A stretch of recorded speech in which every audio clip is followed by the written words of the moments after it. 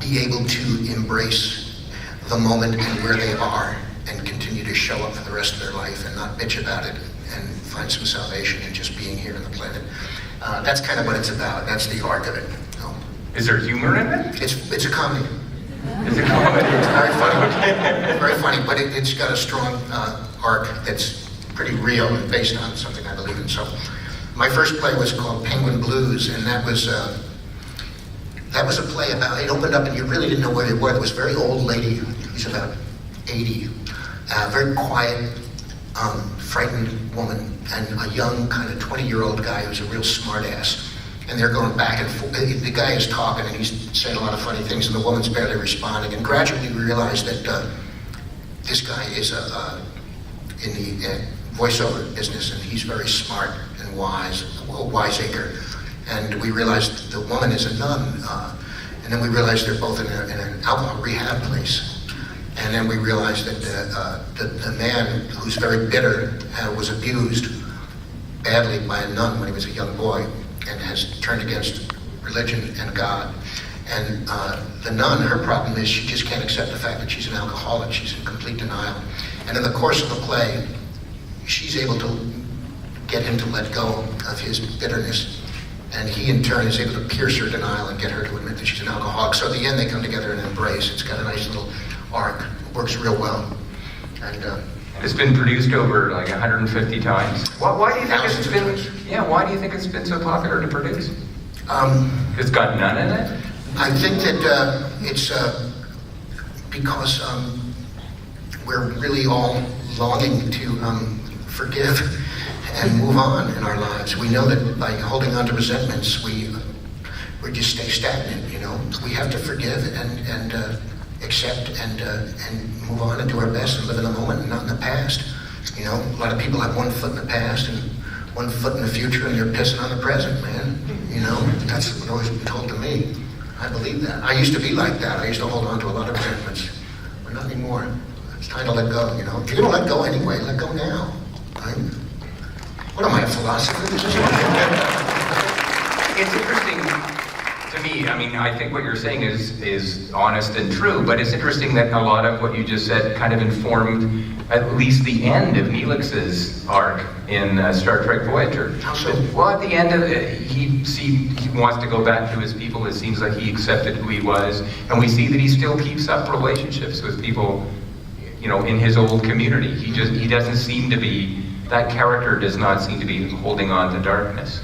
No, he had a horrible, things happened to him, but he was an ebullient guy, and he was very, he wore his heart on his sleeve. He was very emotional. He was not a military kind of person, and I think that's what caused some fans, or some people, not to embrace him so much, because he was so emotional and so, different from the kind of military guy we saw on the show. But yeah, for a character that had all that stuff happen to him, to still be able to, you know, find joy in life, that's kind of neat, you know. I like that aspect of him. You never really know when you're playing what the character is until the show is over and you look back and you see the 7-year arc and you say, oh, this is who that guy was, and this is where he went, and this is where he ended up. And, you know, you don't plan any of that stuff. You just kind of go day to day and just play the lines. And it isn't until later on that you realize he had a journey. Well, it's amazing to me, too, now that we live in an era where really good television shows, some of them science fiction, get canceled prematurely. And you got 7 years. I mean, that's an amazing gift. You're very lucky, yeah. That's an amazing thing. Yeah. I wondered how much sort of hand did you have in the development of the Talaxians and your character? Because I heard a number of stories that you said he's got taste buds that go all the way down his esophagus. Well, I wrote a cookbook, and in the cookbook I wrote a whole bunch of crazy facts about Neelix that don't exist except in my mind. He's trigenital, very few people know that. Could you demonstrate that? Not right now. No, I had no hand at all in developing the character. He was thought out by the writers.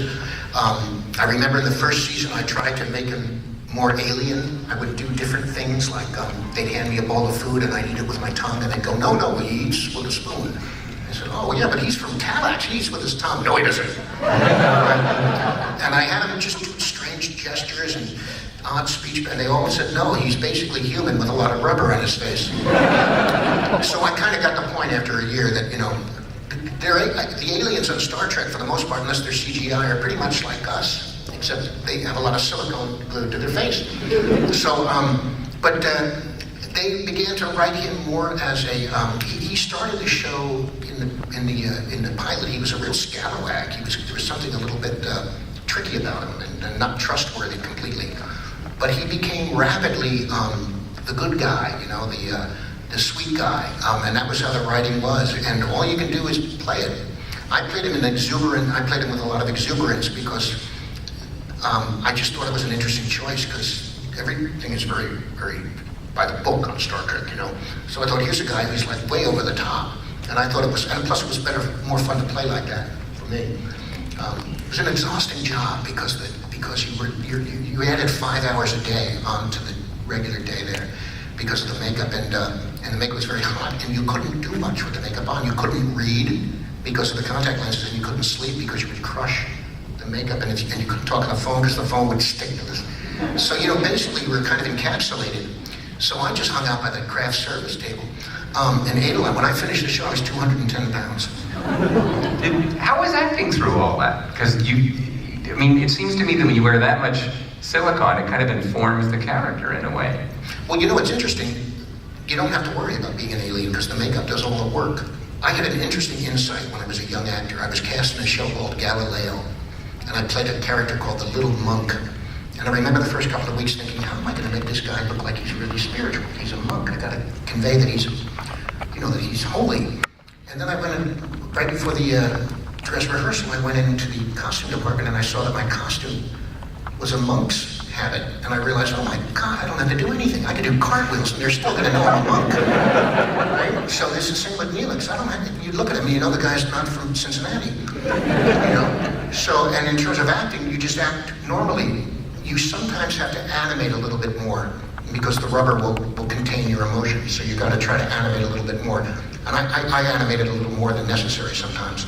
But, you know, I don't care. The check was the same.